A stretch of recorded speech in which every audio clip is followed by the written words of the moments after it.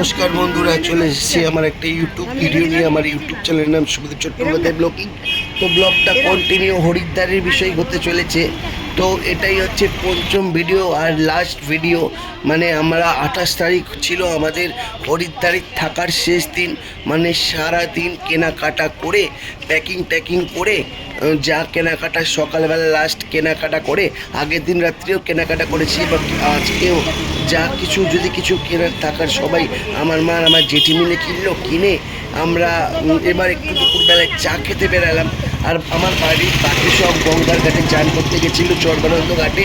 আমি আর গঙ্গার ঘাটে চান করতে নামিনি। আমি আমার জেঠি আমার মা সবাই মিলে সর্বানন্দ ঘাট থেকে করে একটুখানি কী আর লাস্ট বারের মতো কী হরিদ্বারে পাওয়া যায় একটু মানে মার্কেটিং করলো। এরপর মার্কেটিং করে তো বিকেলে রাত্রি 10:30টায় ট্রেন ছিল 28 তারিখে বাড়ি আসার জন্য। ওই অমৃত ভারত এক্সপ্রেসে করেই আমরা দুন এক্সপ্রেসে করেই আমরা বাড়ি ফিরবো।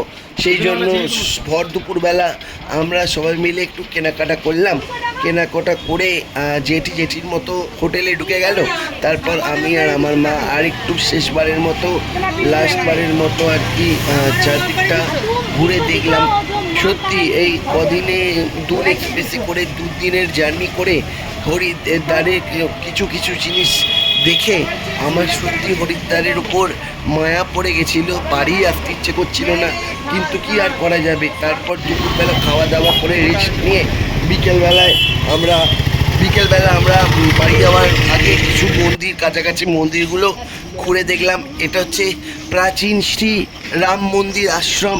এটা হচ্ছে আমাদের জয়পুরিয়া যাত্রীনিবাসের হোটেলের ঠিক আশেপাশের হোটেলগুলোই, যেগুলো আমরা দেখতে ভুলে গেছিলাম। তো শেষবারের মতো আমি আমার পিসির ছোটো মেয়ে, আমার এক দাদা তার ছেলে আর আমার জ্যাঠার মেয়ে, জ্যাঠার নাতনি আর আমার মা, এই কজন মিলে আমরা দেখতে গেছিলাম। আর বাকিরা সব রেডি হচ্ছে বাড়ি যাবার, স্টেশনে যাওয়ার উদ্দেশ্যে। তো এরপর চলে এলাম শ্রী স্বামীনারায়ণ আশ্রম মন্দির। এটার একটা মন্দির হরিদ্বারের, এটা আর একটা মন্দির। এই হচ্ছে আমার ভাগ্নি। মন্দিরের ঘন্টায় হাতই পাচ্ছে না, আমি তোকে কোলে করে নিয়ে ওর মন্দিরের ঘন্টায় হাত নাগাল পাইয়ে দিলাম। তারপর সে নাগাল পেল। সে তো চিপস খেতে ব্যস্ত, প্রচুর চিপস খেতে ভালোবাসে বন্ধুরা। আমার ভাগ্নিটা প্রচুর চিপস খেতে ভালোবাসে, আমার জ্যাঠার মেয়ে। তোমাদের যে কি বলবো, যাকে বাচ্চা মানুষ খেতেই পারে। ওদের খাবার দেখে আমাদের ছোটোবেলাকার বায়নার ইচ্ছাগুলো মনে পড়ে গেলে। আমরাও তো একসময় এরকম বায়না করতাম, চিপস খাবো, কুরকুরে খাবো। যাকগে, এই আশ্রম তোমাদের ঘুরে দেখালাম। এটা এবার হচ্ছে পবনধাম, কাঁচের মন্দির। হরিদ্বারের আর একটা মন্দির হচ্ছে পবনধাম। তো এখানে ঢুকেই যা দেখলাম তাজ্জব বনে গেলাম বন্ধুরা।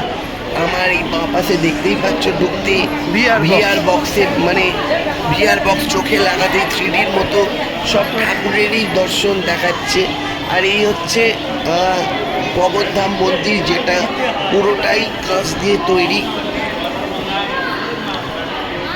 তো এই কটা মন্দিরই তোমাদের দেখাবার ছিল বন্ধুরা।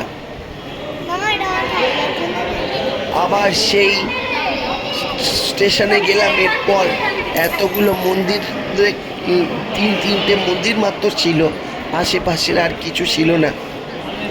আর বাকি মন্দিরগুলো আমার জেঠি আর আমার পিসির ছোটো মেয়ে দেখতে গেল আমার এক দাদার সাথে, সেটা আমরা দেখিনি।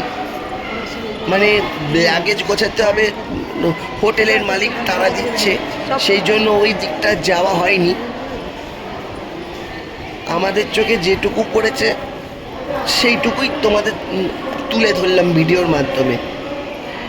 তোমরা হরিদ্বারে এসে যা আমি তোমাদের ব্লগ করে দেখালাম, তোমরা কিন্তু অবশ্যই দেখো। আর দেখতে পাচ্ছ বন্ধুরা, কাঁচের মন্দির, কি সুন্দর, কি অদ্ভুত, অতুলনীয় মন্দির। দেখলেই মন প্রাণ ভরে গেল। পবনধাম মন্দিরের পবনধাম ঠাকুর, সবাই একবার বলো পবনধাম মন্দিরের ঠাকুরের জয়।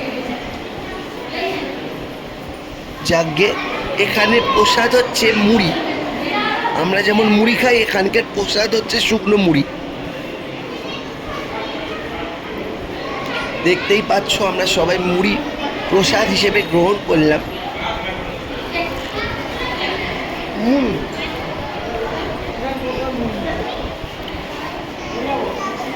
আবার কোনোদিন সুযোগ পেলে নিশ্চয়ই আসবো হরিদ্বারে, আবার মজা হবে, আবার ভিডিও করে দেখাবো। হয়তো জয়পুরিয়া যাত্রীনিবাস হোটেলটা হয়তো আমরা পাবো না, আবার পেতেও পারি, কিন্তু যে হোটেলে আমরা থাকবো সেই হোটেলে আমরা তোমাদের থেকে অনেক কিছু দেখাবো। ভিডিওটা দেখার সঙ্গে সঙ্গে লাইক, কমেন্ট, শেয়ার, সাবস্ক্রাইব অবশ্যই করো, বেল আইকন প্রেস করো নেক্সট ভিডিও পাওয়ার জন্য।